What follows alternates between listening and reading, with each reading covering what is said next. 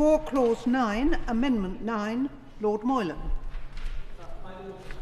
My Lords, this group consists of 3 amendments which are sufficiently related to merit being included in one group, but are each distinct from each other, and each requires a degree of explanation which, given the hour, I shall try to keep as short as possible, and I hope I will do a sufficiently good job at explaining what their purpose is.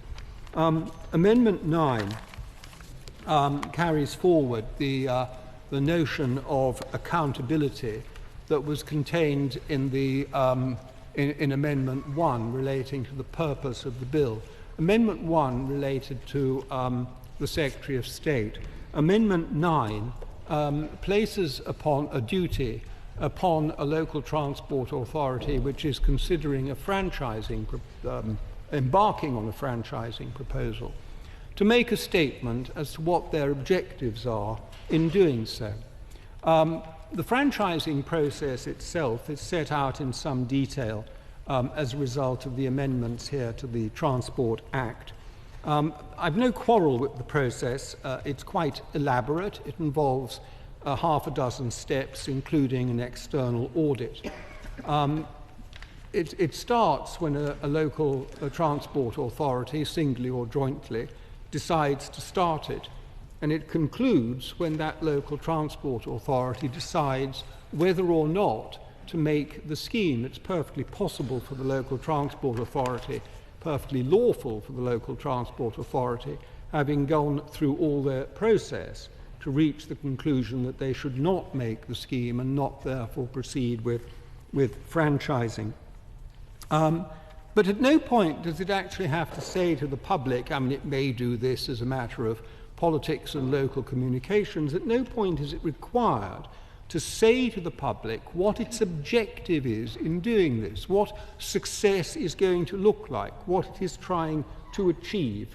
And Amendment 9 requires them to do that. I think that is a very sensible and should be a welcome thing on the part, as far as the Minister is concerned, so that the public know exactly what it is their local authority is embarking on and with what purpose.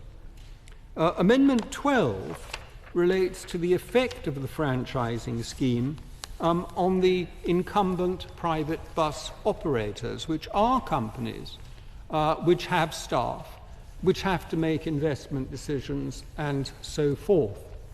And what it says is this, that if, having gone through that franchising process, a local transport authority quite legitimately decides that they will not make a scheme, then they are not allowed to re-embark on the process for another 5 years. I'd be open to persuasion if the Minister were to say that the period should be 3 years or even 2 years. But there must be a period of respite for the incumbent private transport operators, during which they know that and their employees know that they can get on with a future, with a prospect, with reasons for investment, and that they are not necessarily going to be taken into a franchise arrangement. Otherwise, they could live in a state of perpetual uncertainty, with all the effects that would have on investment, business planning, and staff morale. And Amendment number 12, intends to prevent that from happening. It involves no criticism of anybody. It would be the result of a perfectly legitimate outcome of the process as it stands, but it would be an adverse effect if it were the case that, whether through change of control, which of course doesn't have to follow an election in a local authority, change of control happens quite often without elections taking place because councillors defect or change to one side, coalitions change in local authorities. But the bus company has that period of respite. And finally, we come to Amendment 13, where I will listen very carefully to what the noble Lord, the Minister, has to say. The bill does not contemplate giving to the Secretary of State any power to step in if everything goes horribly wrong. Now, what I mean by horribly wrong is something equivalent to bankruptcy in the case of a local authority. In the case of a local authority, the government has the power to send in commissioners in order to rescue the situation. There isn't going to be a situation of perpetual drift, and financial incoherence is not going to be allowed to persist, because that would not be good for the local people who are served by that local authority.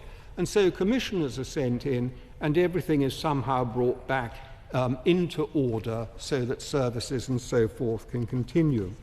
What's contemplated in this amendment is, and it's carefully worded, that if there is a period that is due to poor operational or financial management by the franchising authority or the franchisee, if there is a persistent failure as a result of that, a persistent failure, not a bad weekend, but a persistent failure to deliver a service specified by the contract, the Secretary of State may, it's permissive, take over the management of the service.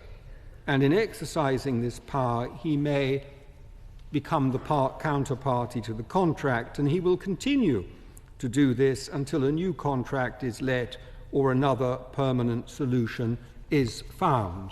Now, I think this is a power that the Secretary of State should welcome having, because it is possible for things to go horribly wrong, and it is possible that you could imagine a situation where bus services in a particular area simply collapse and stop running. What is to happen if that was to occur? This gives an answer to that question. It gives the Secretary of State the power to step in. Now, I say I want to listen very carefully to what the noble Lord the Minister is going to say, because it is just conceivable that he has this power, or an appropriate power, that he can use. I've had the advantage of a brief discussion with him about this beforehand. I cannot find it, but the Transport Act, which of course this bill amends, is a very, very, very large document, and I don't have the resources of the government legal service at my hand ploughing through it, looking for the necessary power. So, of course, if the noble Lord the Minister replies that he has such a power and can point it out, then of course my amendment would fall away. But if not, I think it is something that I would want to press and which he, I hope, would welcome. With that, I beg to move. Amendment proposed. Before Clause 9, insert the new clause as printed on the marshalled list.